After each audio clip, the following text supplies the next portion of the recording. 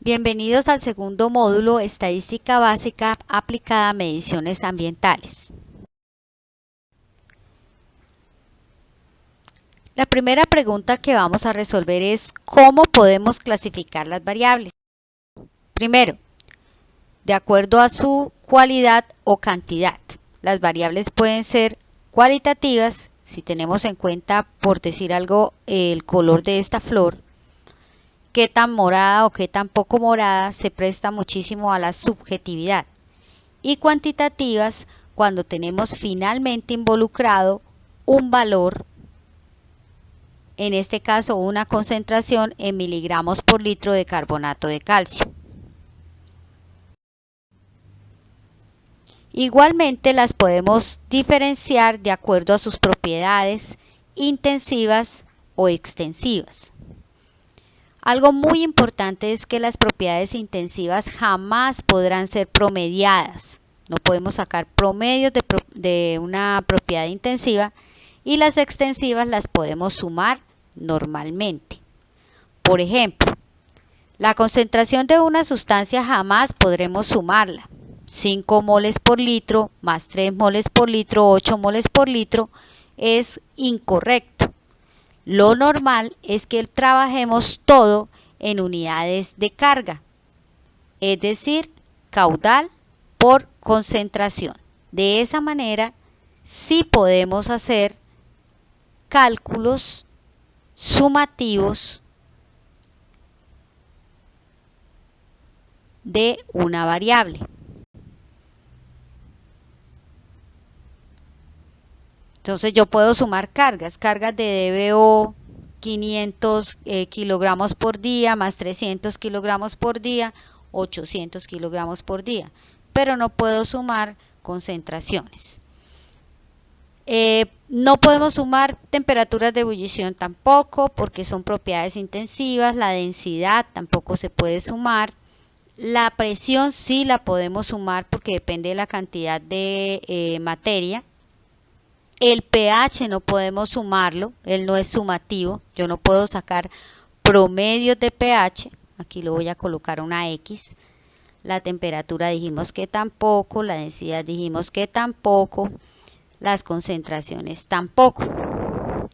El color tampoco lo podemos sumar porque es una propiedad intensiva. La temperatura tampoco puedo sacar promedios de varios valores de temperatura porque ustedes saben que son propiedades intensivas.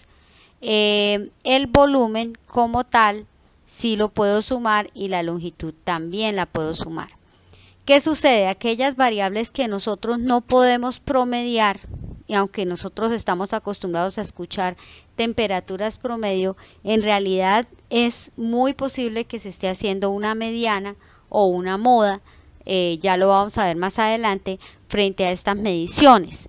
Lo normal de las variables que son intensivas es que se reporte en intervalos. Por ejemplo, el pH de unas mediciones que yo hice en campo durante 12 horas estuvieron entre 6,5 y 8 unidades de pH. Entonces lo normal es que nosotros reportemos este tipo de variables en forma de intervalo.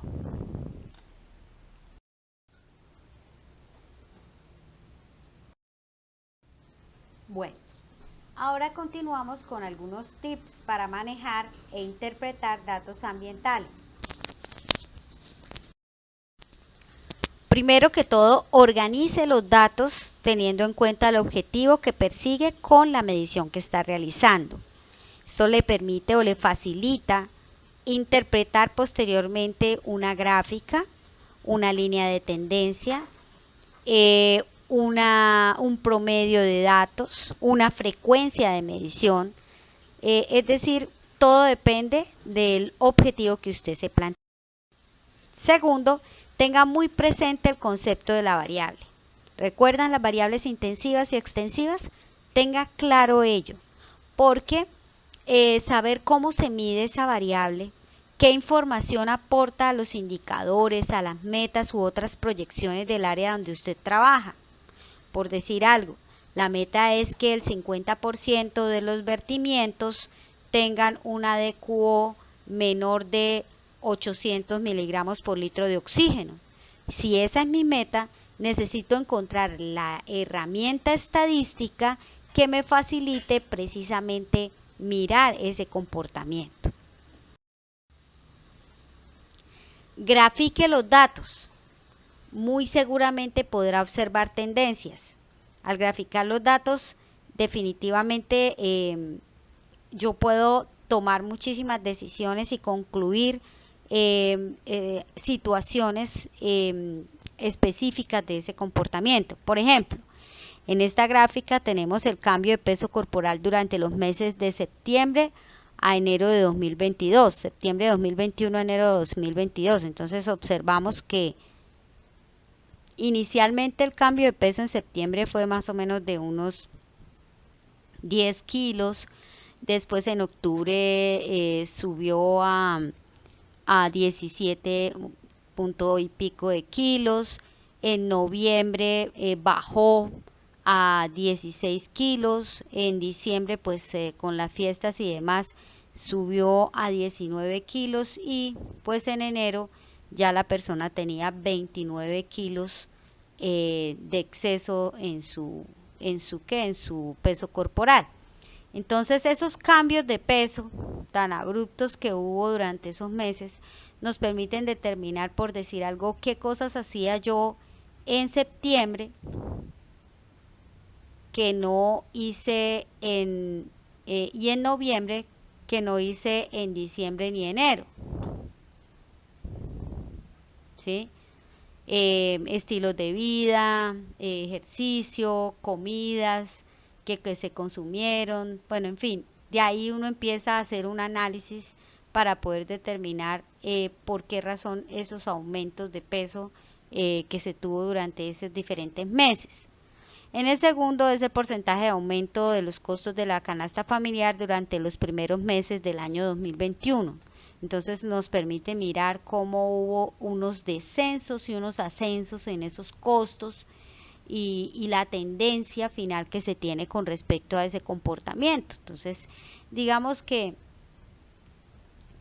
al graficar yo me puedo dar cuenta qué es lo que está ocurriendo con mi variable al transcurrir el tiempo. Es importante igual mirar dentro de esas tendencias cuál va a ser mi variable de medida. Por decir algo, va a ser la moda, es decir, el dato más frecuente que yo tenga. Va a ser la mediana es la mitad de todas las mediciones que estoy realizando de acuerdo con el número de datos. O va a ser el promedio o media aritmética, que es la sumatoria de todos los datos entre el número de datos. Entonces hay que mirar cuál va a ser mi estadístico o cuál va a ser la forma como voy a medir esa tendencia de mis datos. A continuación, presento una forma de eliminar esos datos que son atípicos a mi medida. Esta es otra herramienta que podemos también utilizar. La situación es la siguiente. Se debe determinar la influencia del agua sobre la calidad de las mieles de caña de azúcar de acuerdo con la variabilidad del pH. La variable de salida son los grados Brix. Entonces, aquí tenemos 14 mediciones. Tenemos los grados Brix de cada una de las mediciones, las unidades de pH que se midieron en aquel momento. Entonces ustedes dirán, bueno, ¿y qué fue o cómo se hace para poder determinar esos valores atípicos? Excel tiene una forma de calcular, ¿no? Él tiene una variable que se llama valor atípico y se puede calcular allá utilizando directamente Excel. Sin embargo, yo quise traer como un cálculo manual que usted puede realizar también en su Excel, pero entendiendo o comprendiendo qué significa finalmente esa medición. Bueno, al tener yo tantas mediciones, pues yo necesito saber si todos esos datos están bien o mal, porque es que antes de hacer una gráfica yo debo mirar si los datos que voy a graficar pues sí corresponden a lo que yo voy a medir, si hay datos que debo sacar de esa medición o definitivamente todos los datos que medí están perfectos. Y precisamente a este proceso de selección de datos se le llama selección de datos atípicos. Primero que todo determinamos la media. La media es la mitad de las mediciones. Tenemos 14 datos, la mitad son 7 datos, ¿no es cierto? Entonces contamos 1, 2, 3, 4, 5, 6, 7. 1, 2, 3, 4, 5, 6, 7 y allí el octavo puesto corresponde al valor de la media, que en este caso es 41. ¿Listo? Posteriormente, entonces, vamos a calcular el rango intercuartil. ¿Qué es eso? El rango intercuartil me permite determinar cuáles son los valores a la derecha y a la izquierda de mi media que son aceptables en mi medición. Entonces, ¿qué ocurre en este ejercicio? Lo traje precisamente porque el rango intercuartil, en este caso yo tengo cuántos espacios a la derecha, cuántos espacios a la izquierda. Entonces a la derecha tengo 7 espacios. Quiere decir que yo debo escoger el valor central de mis 7 espacios, que sería 4, porque quedan 4 aquí en la mitad y 3 valores a la derecha y 3 a la izquierda. ¿Listo? O sea, el mismo número de casillas quedan a la derecha o a la izquierda. Entonces, por esa razón, mi primer rango intercuartil, o sea, Q1, me queda allí. Segundo, yo determino igualmente el Q3, que sería hacia la derecha de mis datos. Entonces yo cuento los espacios, hay 3 y 3, 6. ¿Qué sucede? Cuando el número de espacios que yo tengo es par, pues yo no tendría un central. La idea es que cuando tengo este problema de que no tengo números impares, incluyo también el de la media. Entonces quedan 1, 2, 3, 4, 5, 6 y 7. Entonces quiere decir que si yo cuento la medida central, Q3 sería el dato que se encuentra en la posición 11. Entonces ahí tenemos Q3. ¿Qué valor de grado Brix tiene ese dato ubicado en el puesto 11, que es el Q3, ¿no? 41. Entonces Q3 es 41 y Q1, ¿qué valor tiene? 41 también. Entonces, el rango intercuartil para los grados Brix es 41 menos 41 y eso nos da 0. Para el pH, volvemos otra vez, Q3 que es 4,5 menos Q1 que es 4,5 nos da 0. Entonces el rango intercuartil para el pH también es 0. Quiere decir que los valores que son aceptables para el caso de los grados Brix son aquellos valores que sean menores a Q1 menos 1,5 rango intercuartil. Es decir, los valores menores de 41 son atípicos. Para Q3, los valores mayores de Q3 más 1,5 por el rango intercuartil, es decir, valores mayores de 41 son atípicos. ¿Por qué razón? Porque al multiplicar 1,5 por el rango intercuartil, que es 0, y este 1,5 por el rango intercuartil, que es 0, pues nos da 41 y 41. Quiere decir que todos estos valores de 70, 82 y todos estos valores de 0 y 12 para el caso de los grados Brix y para el caso del pH, los pH de 1 y 2 y de 7 y 8 son valores atípicos. Quiere decir que toda mi medida es aceptable en el rango de 41 de grados Brix y 4,5 de pH. En este ejercicio me llamó mucho la atención algo. Definitivamente cuando tenemos valores con muy baja dispersión, este es el caso específico de esos datos. Cuando no hay casi dispersión entre ellos, cuando están muy cercanos entre ellos, estamos, digámoslo así, hilando muy fino, y por esa razón cualquier dato, por mínimo que se salga de ese rango, no puede ser aceptado dentro de nuestros valores. ¿Qué puede o por qué puede presentarse este comportamiento? Primero, porque se realizaron muy pocas mediciones, 14 mediciones. La idea es que entre más mediciones yo pueda realizar frente a una variable, pues mejor voy a tener el rango intercuartil, mejor va a ser nuestros datos de dispersión, y digamos que incluir ciertos errores aleatorios dentro de la medición nos ayuda muchísimo para que la medida tenga también una holgura o flexibilidad dentro de su comportamiento, porque trabajar con datos demasiado precisos también nos puede generar una serie de problemas a la hora de nosotros hacer mediciones. Bueno, en este ejercicio o ejemplo les traigo una situación en los que 20 alumnos de una institución se les hizo un muestreo de respirometría. Entonces, primero que todo, aquí es muy importante porque el ejercicio lo dice en las mismas condiciones. Por esa razón lo quise traer, porque es diferente hacer una medición en laboratorio y hacer una medición en campo. Las condiciones de humedad, temperatura, pueden afectar la variable que yo estoy midiendo.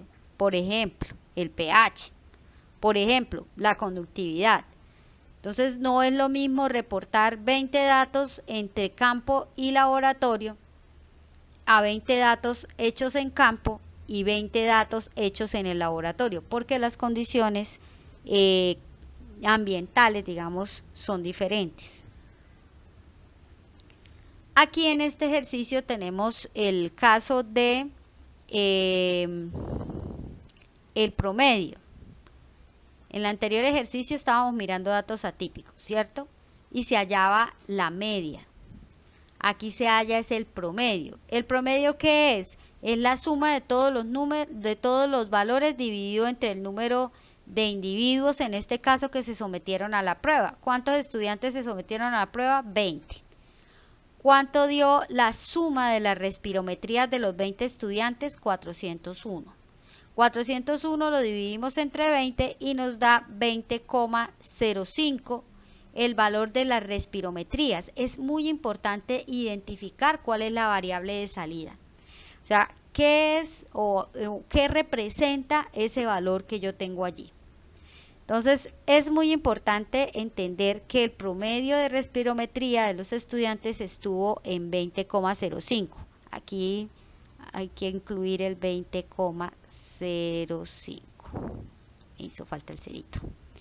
Entonces, quiere decir que los alumnos tuvieron en promedio 20,05 respiraciones por minuto. ¿Listo? Aquí observamos en este gráfico que es muy importante a veces, en ocasiones es importante graficar lo que yo obtuve, porque con esto analizo la frecuencia que hubo frente a las diferentes respirometrías alcanzadas.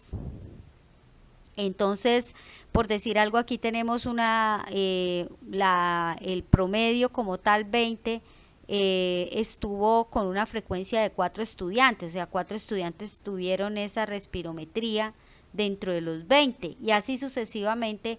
Saber qué frecuencia tiene un dato me permite, digamos, visibilizar un poco situaciones atípicas, digamos, dentro del comportamiento de una variable. En este caso, si 20,05 fue el promedio y hay 4 estudiantes que están dentro de ese promedio, ellos cumplen con ese valor de respirometría, y bueno, eso tendrá un significado a nivel de la salud. que gozan de mejor salud, que tienen mejor posibilidad de airear sus pulmones, tendrán mayor capacidad también frente al trabajo físico, bueno, en fin, tendrán una serie de consecuencias frente a este comportamiento. Ahora, si a ese mismo ejercicio le aplicamos el concepto de media, no de promedio, sino de media, aquí en media sí es importante tener en cuenta los valores centrales de la medición. Entonces, muy parecido a lo de los valores atípicos, ¿no? Entonces, tenemos 20 mediciones. ¿Cuál es la mitad de 20? 10. Entonces, aquí entre 10 y 11 se encuentra la media.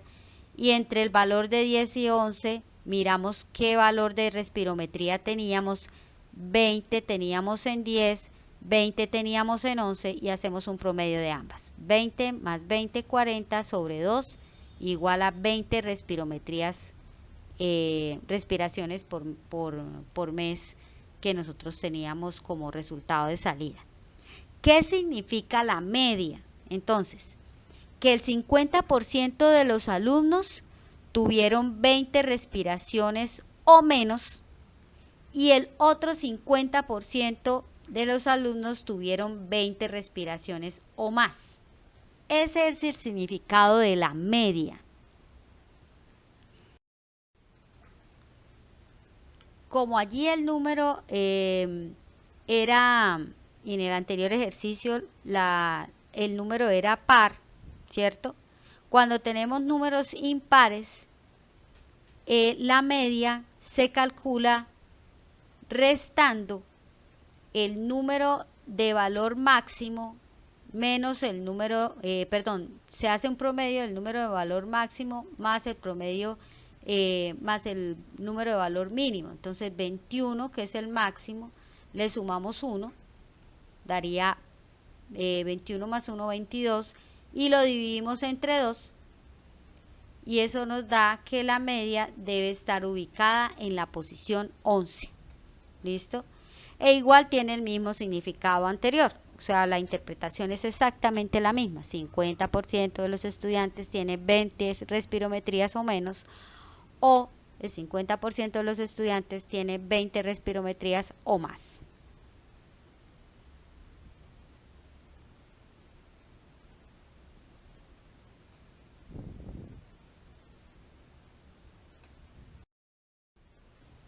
Ahora miremos un poco lo que es la moda.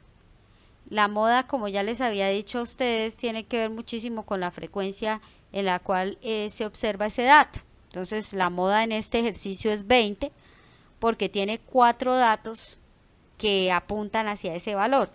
Los otros datos están entre 2 y 3 datos de frecuencia. La frecuencia es 2 o 3, máximo, mínimo hay una.